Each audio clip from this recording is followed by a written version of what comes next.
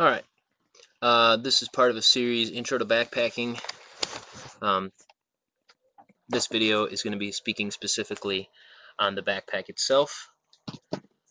Uh, there are a couple different types of backpacks. Uh, we'll go over the types and then we'll go over some other features and what to look for in a backpack. The traditional type of backpack is an external frame where you actually have the aluminum tubing that constitutes the frame, and then the bag compartment itself was attached to it, as well as the straps themselves were lashed to it. This has pretty much been replaced. They do still exist and are made, but are not anywhere near as popular as they used to be. Now the internal frame backpack is pretty much the backpack that's primarily used, which is basically the frame. The structure itself is internal. It consists of usually two aluminum stays that run down the side of the backpack, or on the inside of the backpack, that support the bag itself, and the bag and the straps are usually united. So anyways, internal frames are specifically what we'll be concentrating on, and if you look for a pack, that's probably what you're going to want to look for. The next thing is kind of looking at the volume of the bag. How much can the bag contain? It depends on what you're trying to accomplish. Hydration packs, Camelbacks, things like that are usually 10 liters, right around there. Then you have day packs, which could be anything from, you're just throwing some water and a little bit of food in a pack, and you're going to spend the day kind of hiking around, but you'll be back before night. Or college backpacks are usually a little bigger, the size of day packs. Those are between 15 and 35 liters, somewhere around there. Then from there, you start getting into the weekend packs, which are going to be at that 35, 40. They're going to go into the 50s, 50 liters. From there, you're going to have your week-long pack. Which is what I have, and that's anywhere from 50 to maybe 65 liters. But once you get around 60 or above, that can even be considered expedition pack, which would be for like alpine mountaineering. We're going to have a lot more equipment. You're going to need a lot more weight to carry. I don't have any experience with that. What I'm looking at primarily is that weekend to week pack. Mine is a week pack. It's a 56 liter. I'll show you here. This is a JanSport Purist. It is a discontinued model, actually, but I'll just look at a couple major features of the pack. Down here, we have this here. Down here, this is the sleeping bag compartment. Okay, uh, just for what it sounds like. I keep my sleeping bag here, as long as well as my raincoat. I have my mess kit right here, and behind it I have my pack cover. So if it rains, I put the pack cover on and keep it down here. Okay. Some sleeping bag compartments have an open ceiling, so you can get to the main compartment, or it's detachable. This one doesn't. This is permanent in here, but that's one of the features that you can look at if that's important to you. Okay, the other option that you see quite a few times are the pockets on the side that stretch. Okay, so over here I keep my fuel canister, my denatured alcohol for my stove, and the shoes that I wear when I get to camp, so I don't have to wear my boots. On the other side, I keep my Nalgene bottle. All right. Then you have the main compartment. This is a top loader bag. Okay, which means you open up right here, you get in through the top. Okay, as opposed to some of them have zippers right down the middle, front loaders, or they have zippers on the side loaders, or they have a combination of those. All right, so this doesn't have any zippers on the side or anything. That does just increase the weight, but it does give you options to how you can get in. Uh, so it's up to you.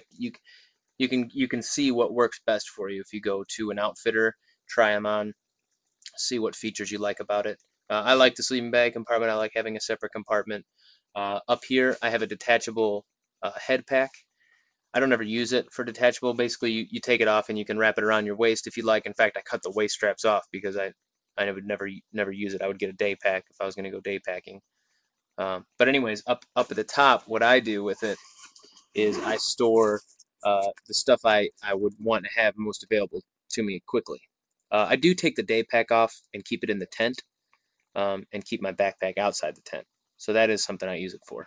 So inside here, as you can see, I have my first aid kit. I have my toiletries bag, my spork, my headlamp, little moist towelettes, my compass, whistle, And I would keep my maps in there as well. So that's pretty nice. Now, also on the inside of the main compartment, it'd be very difficult to show you, but you can probably see it online. There is, against the back wall, what is closest to your back, there's a pouch with elastic stretch. It's a strap, it's a pocket where you can keep your water reservoir, your dromedary or your camelback, a bladder. You can keep it in there, and then there's a tube that comes off of it, and most backpacks now come with uh, a little place where the tube can come out. See right here? There's a little hole where the tube can come out and will be draped down the side, and it has a clip right here, so you can put the drinking tube clip to there, and when you need it, it's got a little bite valve. You can drink it, and then you put it down the strap here, and it's out of the way. So that's a really nice feature.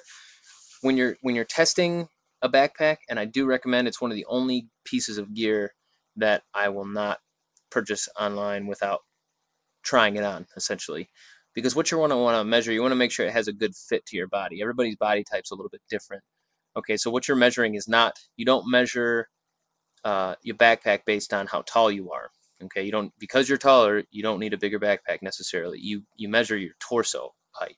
So from your waistline to basically the top of your shoulders. Okay, you can measure that if you want, or you go to an outfitter and they'll measure it for you, and then you can kind of look online for that. But I just recommend going to an outfitter, trying a couple different kinds on.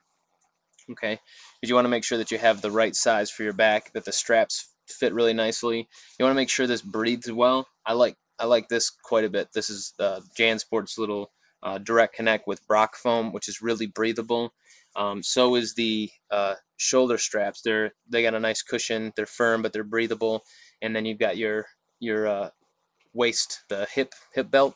All those are important because the suspension system that it uses, the straps, the shoulder, the back, all of that is very, very important, because this is where you're going to be able to distribute the weight, and you're going to be able to kind of get the sweat off of your back. All right, so I would just highly recommend going to an outfitter, trying out a couple different kinds of backpacks to see what you like the most. So a lot of backpacks have different features. And I would just see what works best for you. I really like my pack. I love all the features on it. I really wouldn't change anything.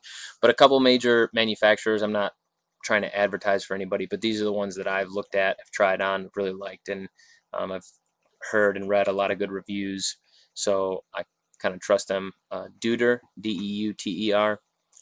They have a nice, I think it's AC or ACT Light series. Gregory backpacks, they tend to be a little heavier because they use thicker material. It's they measure textiles, especially like ripstop nylon or anything like that, in denier. So sometimes you'll see 420 denier or 200 denier. That's the thickness. The higher the number of the denier, the thicker that the material is.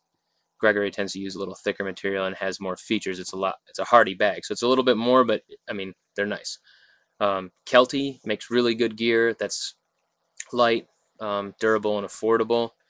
JanSport I really like as well. Osprey makes really good gear. I mean, if it's being sold on REI or Moose Jaw, it's probably good.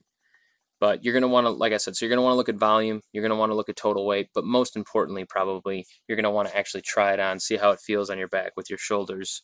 And I'm sure an outfitter will be more than happy to help you out, making sure that it fits and everything. So basically, that's about it. If you have any questions, comments, video responses, email me or post it against this video. If there's anything you feel like I should go over, I'll definitely be happy to do that. But check out all the other videos in the series.